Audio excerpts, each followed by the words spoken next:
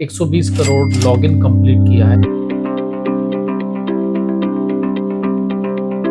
To all my dear friends and my colleagues, welcome to the channel of Victory Financial Consulting Private Limited, your trusted partner for your all home loan and financial needs। सबसे पहले आप सभी को नवरात्रों की बहुत बहुत शुभकामनाएं। Wish you a very very happy Navratra to all of you and I want to be thank you to all of you। हमने अभी 120 करोड़ लॉगिन कंप्लीट किया है। It's a very very big achievement in the history of Victory Financial Consulting Private Limited। आप लोगों ने हमें इस काबिल बनाया, आप लोगों ने हमें सपोर्ट किया, आप लोगों ने हमें वो जज्बा दिया कि हम 3 महीने में नहीं, क्वार्टरली नहीं, 1 महीने में ही 120 करोड़ की फाइल में लॉगिन करें। और we already log in 120 CR in the system and still going on daily basis. So that's your love and affection to us, that's your trust to us on Victory Financial Consulting कि हम लोग इतना सब कुछ कर पा रहे हैं। And again I am very proud to announce that 80% of the business from this 120 CR is we are doing from the government banks, from the Bank of India, from Bank of Baroda, from SBI, from Indian Bank, from PNB, from Central Bank. So that's the way,